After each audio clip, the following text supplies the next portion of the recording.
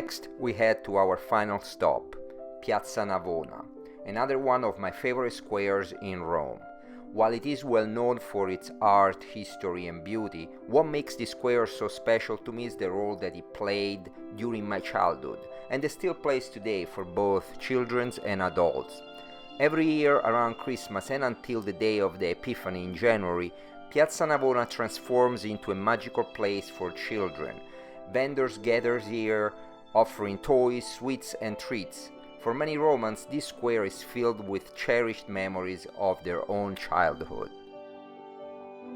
But that's not all. Piazza Navona has had many different roles throughout the centuries.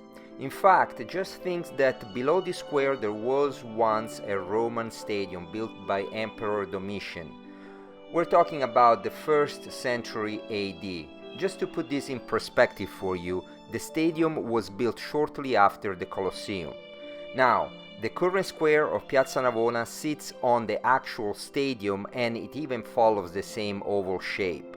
By the way, you can visit the ruins of the Domitian Stadium below Piazza Navona. I will talk about this in another video. Later in the centuries, Piazza Navona became a popular destination for festivals, races and fairs. It is also said that the square was flooded to recreate naval battles. Enjoy strolling through the square admiring the Fountain of the Four Rivers by Bernini.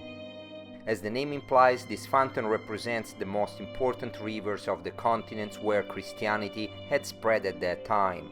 The river Ganges, the Nile, the Danube and the Rio de la Plata. Each river is represented by a statue, a plant or an animal, and it's full of allegories. For example, at the time no one knew the source of the Nile River.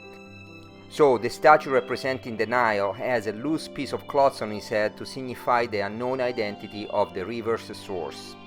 Now, if you are a fan of Baroque art, then this square is considered the Baroque masterpieces with work by both Bernini and Borromini. Something that you need to know is that at the time the fountains were built to serve two major purposes. One was to supply the water to the population that at the time did not have plumbing in their homes. Number two, to glorify the popes who built them.